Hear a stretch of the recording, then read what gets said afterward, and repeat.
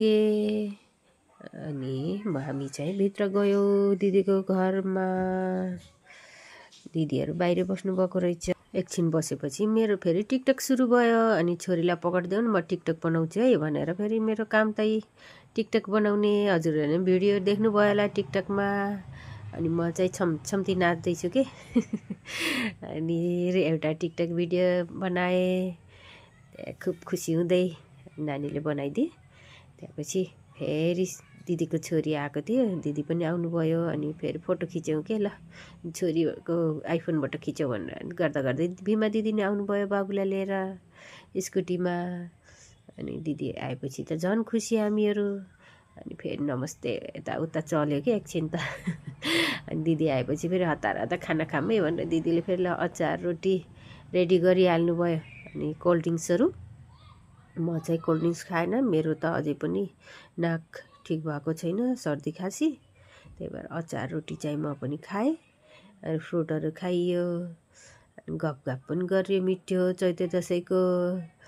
अनि फेरि खाएपछि यसो पल्टिनु पऱ्यो भने फेरि दिदीहरू सुत्नुभयो।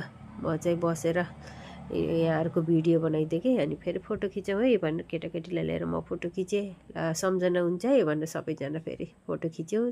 अनि फेरि दिदीहरूसँग फोटो खिचेँ। अनि फेरि एकछिन त टिकटक बनाउनु पऱ्यो, सबै जम्मा भएलाई यादगार हुन्छ भनेर टिकटक बनायौँ नानीहरूलाई लिएर सबैले।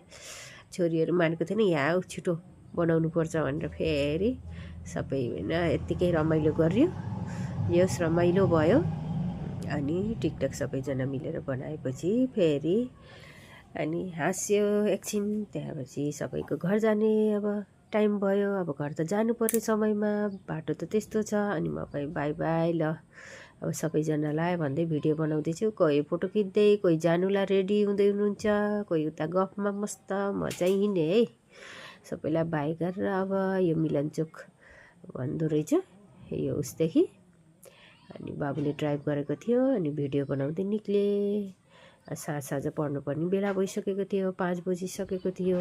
त्यही भएर हो यो रोडमा हेर्नु न धुलो यस्तो थियो, मान्छे नदेखिने। म चाहिँ मास्क पनि कता गयो, चस्मा साँझमा लाउनु मन लागेन। त्यही भएर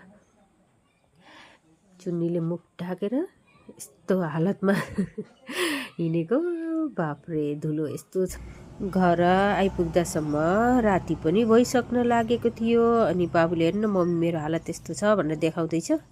अनि मैले पनि भनेँ मेरो पनि यस्तो छ, धुलै धुलो भने। हामीलाई देखेर स्विटी फेरि खुसी भयो क्या घर आउनु भयो भनेर। Thank you so much every one, video हेरिदिनु, बाई बाई।